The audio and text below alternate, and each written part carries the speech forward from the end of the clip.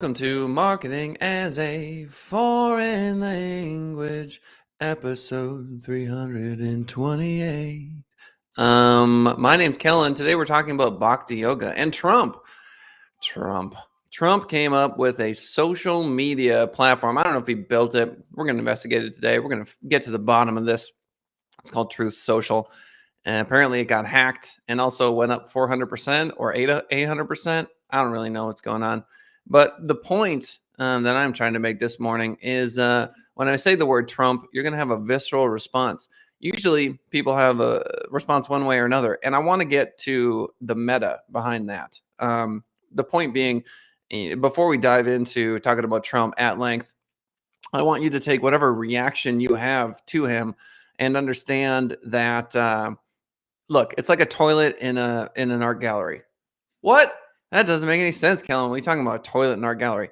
So the person that puts the toilet in the art gallery, the artist, knows that when people walk into the art gallery, they're going to go, this is the dumbest thing I've ever seen. A toilet. How much is this guy getting paid? And they're freaking out, right? They're freaking out. And guess what? They're talking about the toilet in the art gallery. And then they go home and they're like, can you imagine they put a toilet? Like, hello, stupid. Like, you're getting played. Don't you see? You are getting played. Now, the person who put the toilet in the art gallery probably has 30 years of art experience. They've done a bunch of incredible things. They've lived art. They were homeless. You know what I'm saying? Like, there's this incredible story. Like, when you dive into why that ended up in the art gallery next to the Rembrandt, it will start to make more sense to you, most likely. But the idea that people have a visceral response to something, this is advertising 101, which is to say, if I can get you talking about me, that's free advertising. And nobody did it better than Trump. He just did a really good job at that. You can hate that guy from here to the moon. You can love that guy from here to the moon.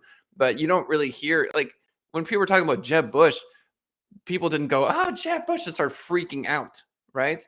And democracy, oh, bless you, democracy. At the end of the day, it's a popularity contest, and you only need 50%. Many times much less than that, because not everyone votes.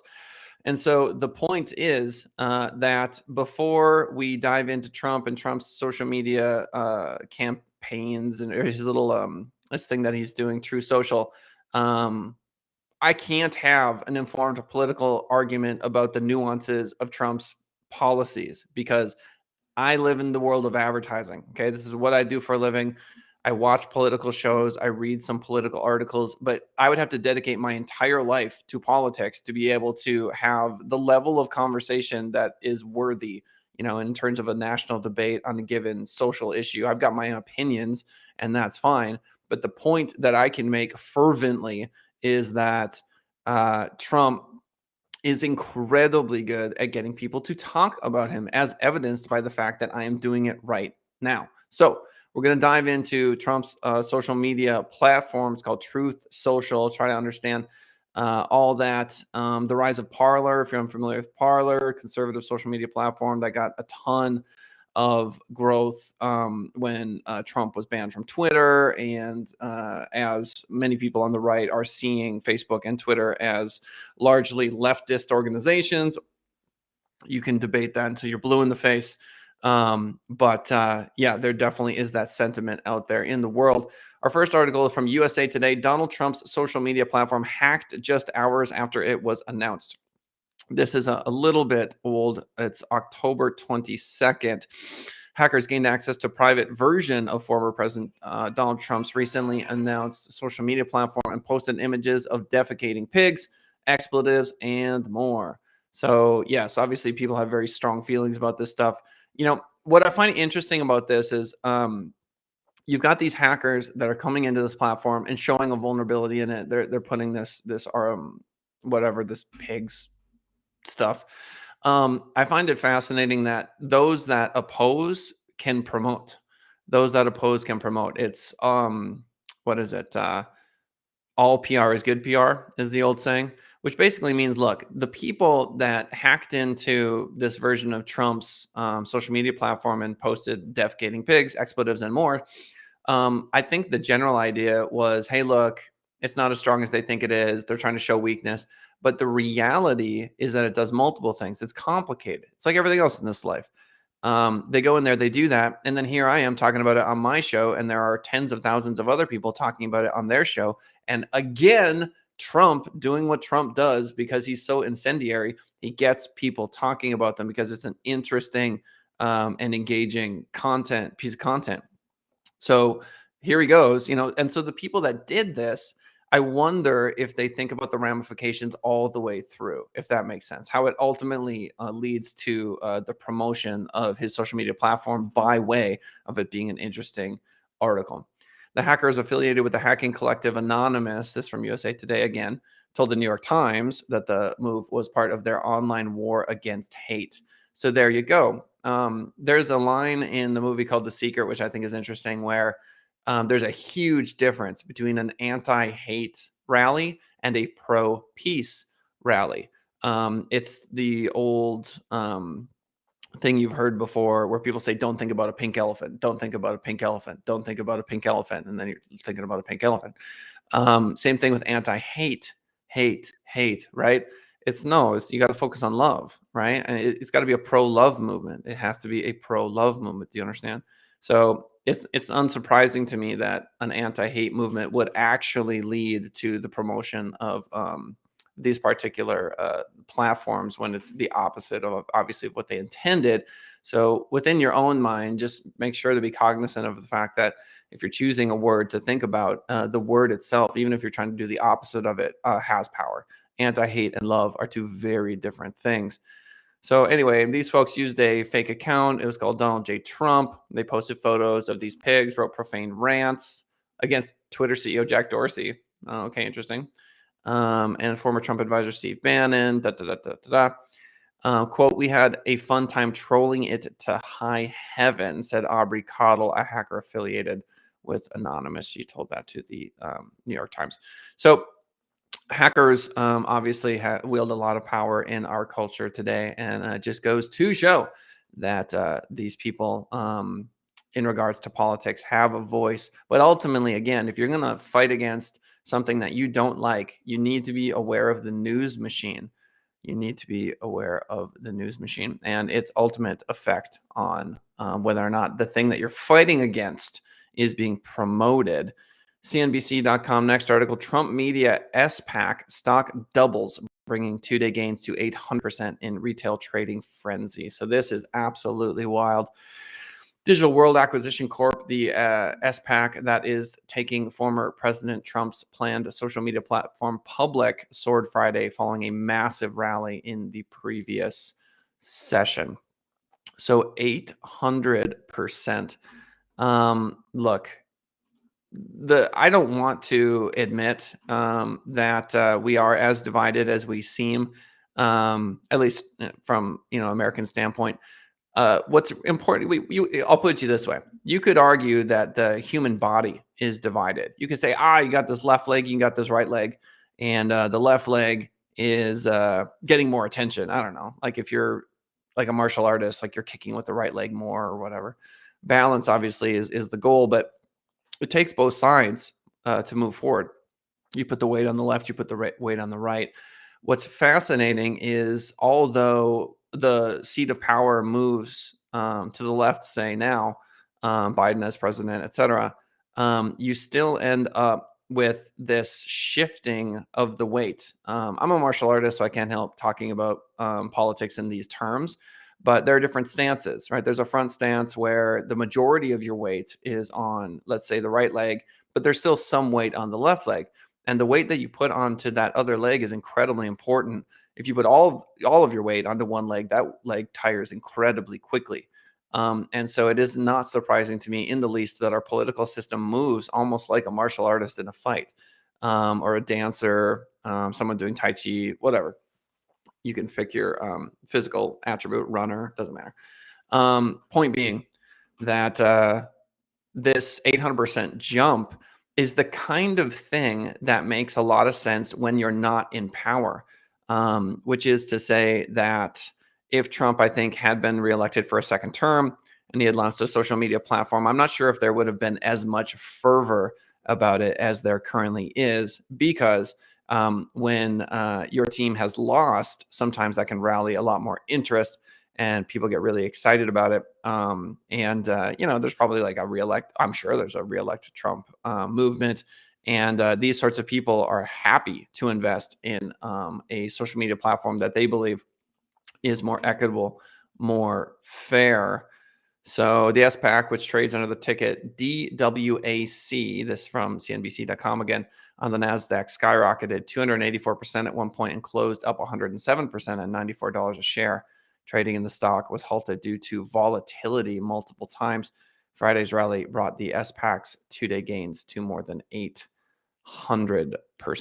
That is absolutely wild. In addition, Funware, which is the advertising startup that was involved with Trump's 2020 reelection campaign, also rallied 471%. Things are going absolutely nuts right now. I'm reminded almost of the .com craze. It feels very similar, what we're seeing in crypto and what we're seeing in items like this, where people's passion lies. We're seeing these massive, massive jumps. Let's go to abcnews.go.com. True Social could provide Trump with infusion of cash, but critics are concerned about its content. Well, of course they are. True Social, the social media app announced Wednesday by former President Trump, could provide the former president with a substantial infusion of cash, but critics also warn it could create a new platform for the spread of misinformation. I'll put it to you this way. There was this thing once upon a time called Google Plus. And the notion behind Google Plus was, come on, people who want to do search engine optimization, it's totally fine. You can do whatever you want. And it became a spam farm immediately. It's the same thing that occurs when a new teacher walks into a classroom and goes, oh, I remember being a student. We're not going to have the same dumb rules I had when I was a student. We're going to let everyone just make whatever choice they want. And then you quickly realize that it divulges into just absolute anarchy and chaos, and that structure is incredibly important, and that you can actually create a lot of freedom through structure, and that ultimately someone needs to be the regulator. Someone's going to take that leadership role. Someone is going to decide how far is too far. And so when it comes to a platform like this, I can tell you the future.